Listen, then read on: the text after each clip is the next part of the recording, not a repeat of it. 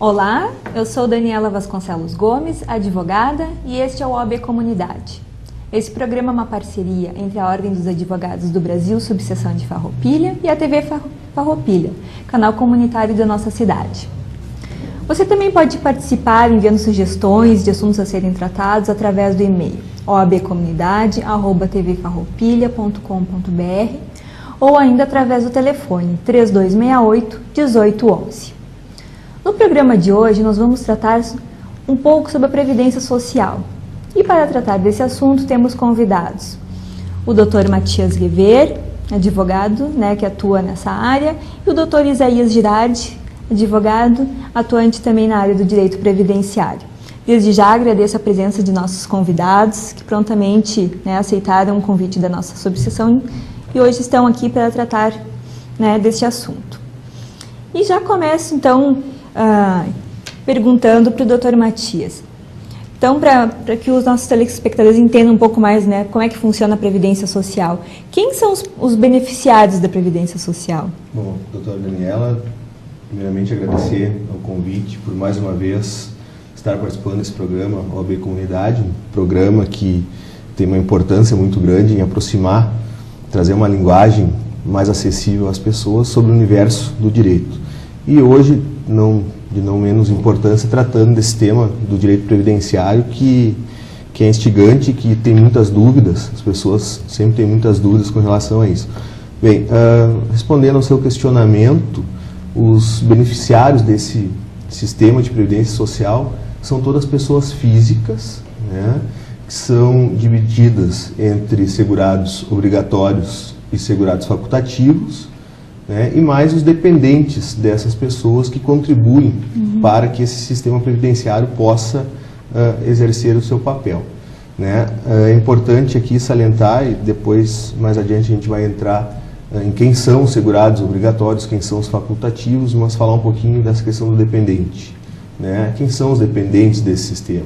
Os filhos, os cônjuges, nós temos no direito previdenciário também a questão dos casais homoafetivos, que há um reconhecimento nesse sentido, quando as pessoas do mesmo sexo têm uma vida em comum, e que o sistema previdenciário houve uma ampliação decorrente de muitas decisões dos próprios tribunais brasileiros, no sentido de reconhecer direitos também a essa espécie de dependentes. Ou seja, todas as pessoas físicas mais os dependentes diretos, esposos, filhos, têm direito às coberturas da Previdência Social. E os dependentes vai depender muito do caso específico, Em alguns casos vai ser o cônjuge, em outros filhos, caso a caso que a gente vai conseguir definir quem são esses dependentes. Definir justamente quem são os dependentes, até porque em muitos casos, por exemplo, nos benefícios de pensão por morte, a questão dos benefícios bipartidos, que a gente chama, em que concorre o cônjuge sobrevivente e mais 1, 2, 3 filhos, dependendo, claro, sempre a faixa etária desses membros do grupo familiar.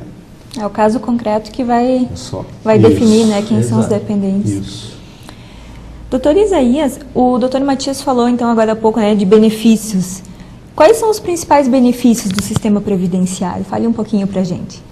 Primeiramente, agradecer o convite de estar aqui na TV Farroupilha, através da OAB Subseção de Farroupilha, trazer um pouco do nosso dia a dia, nossa vida profissional, daquilo que a gente tem conhecimento na área.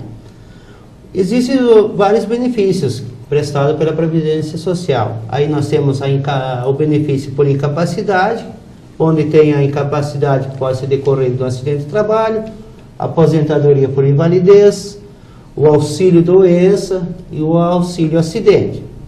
Tem os benefícios de proteção à família, que aí vem a pensão por morte, como o doutor Matias falou agora há pouco, e também o auxílio reclusão, que é quando o segurado, por algum motivo, é submetido ao regime de prisão, E também temos os benefícios de proteção à maternidade e à infância. E também o salário de maternidade, que é pago para a empregada quando tem o seu filho, né? Então ela vai ter aquele período onde a Previdência vai lhe pagar para ela poder ficar em casa e cuidar do seu filho. E também temos aí o salário família, que é o benefício que o segurado, o trabalhador tem né, que vem ali na sua folha de pagamento. Tem os benefícios etários, que aí nós entramos então na aposentadoria por idade, e também o benefício por tempo de serviço e contribuição, que aí vem as aposentadorias. Desses benefícios, né, que o senhor acabou de falar, quais os mais corriqueiros que a gente mais vê no dia a dia? São as aposentadorias, as pensões? O que vocês veem mais no dia a dia? Assim? Tem alguns que a gente vê mais e alguns menos, né? Com menos frequência. O que a gente acaba vendo, e a nossa região propicia isso, a questão das indústrias, né? Nós temos muitas indústrias, e nós vimos muitos benefícios por incapacidade, né, doutor? Exato. Principalmente o auxílio acidente, o auxílio doença, são benefícios que têm uma contingência maior, e claro, também os benefícios por tempo de contribuição e por idade, eu acredito que são os mais corriqueiros, assim, os mais usuais. Exato. Que a gente tem mais contato pela própria característica da nossa região. Certo. E falando então ainda um pouco, né, dos segurados, dos benefícios, o Dr. Matias falou no início que existem várias espécies, né, de segurados. Quais são as espécies de segurados? As espécies de segurados, nós temos os segurados obrigatórios, né, e os segurados facultativos. Os segurados obrigatórios seriam todos aqueles empregados, né, aqueles trabalhadores que detêm um vínculo empregatício formal, com contrato de trabalho, vinculados uma empresa com CLT, né, que tenham vínculo de carteira assinada.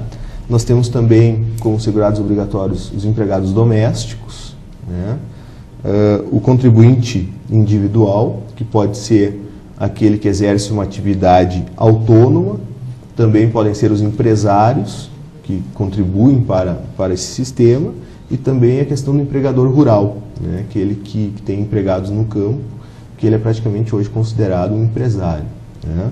Temos também a questão do trabalhador avulso e também a questão dos segurados especiais. Quem é que são os segurados especiais? São aquelas pessoas que exercem atividade no campo e que contribuem com o sistema de bloco, né, de talão de produtor rural, dentro de um conceito de economia, de agricultura familiar, né, aquele trabalho desenvolvido pelos membros da família, sem auxílio de empregados, né, ou maquinários que têm pouca extensão de terra e trabalham nesse sentido.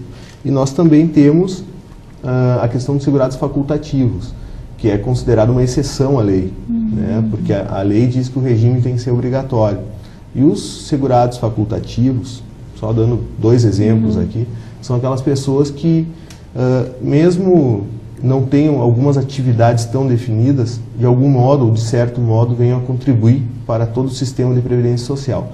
Dois exemplos clássicos: o estudante e a própria questão da dona de casa, que embora não tenha uma atividade reconhecida, ela pode vir a se filiar ao sistema, ao regime geral de previdência social, para fazer jus aos seus benefícios nessa condição de segurado facultativo.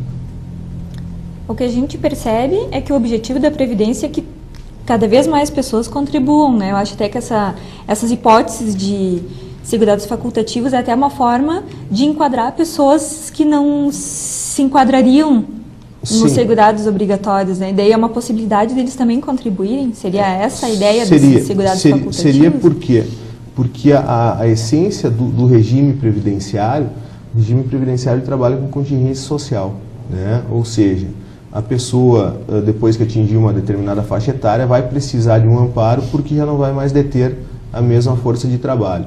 E para que esse sistema possa fluir, possa existir no decorrer do tempo, né, como existe já há muitos e muitos anos no nosso país, é que a lei oferece essa oportunidade que cada vez mais pessoas contribuam para esse sistema.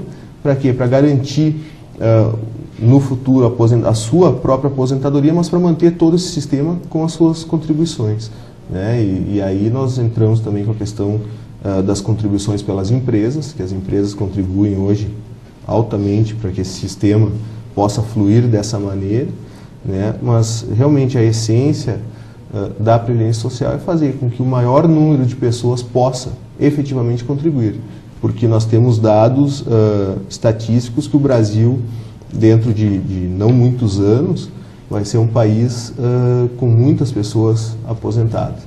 E por isso nós precisamos de um sistema que possa dar conta dessa contingência. Tem que aumentar a Tem que arrecadação, aumentar a arrecadação para poder manter o sistema. sistema. Exato. No dia a dia a gente vê também que às vezes muitas pessoas precisam de algum benefício, mas não contribuem ou nunca contribuíram até para a Previdência. Daí que entra a questão que a gente fala, né, da carência. Daí eu pergunto para o doutor Isaías assim, o que é essa carência, né, e como é que funciona esse período de carência? A Previdência Social ela tem um caráter contributivo, né? Então, por se tratar de um número, por essa condição de arrecadação, para o segurado ter direito a um determinado benefício, ele vai ter que ter um número X de contribuição.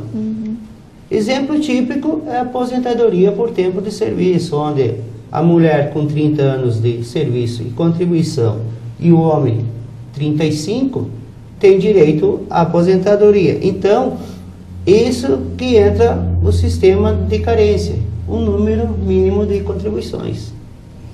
É que até muitas vezes, eu pelo menos já presenciei várias vezes esse fato. Muitas vezes a pessoa já está chegando a uma idade mais avançada, ela pretende se aposentar, muitas vezes por idade, e muitas vezes a pessoa pensa que basta chegar a determinada idade que ela consegue se aposentar. E daí a gente pergunta assim, tá, mas o senhor já contribuiu quantos anos? Ah, não, mas eu nunca contribuí. Eu não sei se já aconteceu com o doutor, mas assim, Sim. Eu já vi várias vezes essa situação. A pessoa nunca contribuiu ou contribuiu lá há 10 anos atrás, depois não contribuiu mais.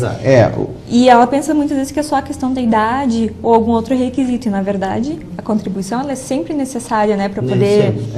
A contribuição ela é necessária porque nós temos, assim, para alguns benefícios, né, nós temos a questão da contribuição mínima. Por exemplo, para ter direito a um auxílio-doença, né, são 12 meses de contribuição, né, ou que essa pessoa mantenha a qualidade de segurado, né, que em muitos casos ela pode manter mesmo depois de desempregada, se ela tem um determinado tempo de carteira assinada, por exemplo, se não me falha a memória são 10 anos, ela continua com essa qualidade de segurado por mais 2 anos. Né? Então, assim, tem que ter um mínimo de contribuição? Tem. Né? O mínimo é 12 anos para esses benefícios a título precário, que a gente chama, o benefício de auxílio-doença é um exemplo disso. E também é necessário para quê? Para se manter todo esse sistema. E há um outro problema que eu verifico, né? Tem os benefícios, por exemplo, nós temos o benefício assistencial, que ele é utilizado para pessoas que nunca contribuíram. Nunca contribuíram, mas tem que ser idoso, né, ou deficiente. Né? Isso é uma coisa que a gente vê corriqueiramente. Também tem um outro exemplo com relação à carência, que algumas doenças independem do período de carência mínima. Né? Mas são exceções, são né? exceções, são exceções. Por exemplo, uma delas, mal de Parkinson, a cegueira, né? Algumas, é um rol de 5 ou 6 doenças graves, o câncer é um exemplo disso, que independe do período de contribuição. Logo, se eu comecei a trabalhar há um mês e tive um diagnóstico de uma doença grave dessas, que estão relacionadas em um anexo da Previdência Social, eu faço jus mesmo sem ter o período mínimo de carência para o benefício. Mas são casos, são né? Casos raros, são casos extremos, graves, doenças consideradas graves, e que a isso há um anexo à legislação previdenciária, justamente demonstrando quais as doenças que se podem. Que o próprio INSS reconhece a gravidade. Reconhece a gravidade já para conceder benefícios mesmo sem um período de carência. Certo. Agora faremos um breve intervalo e voltaremos no próximo bloco.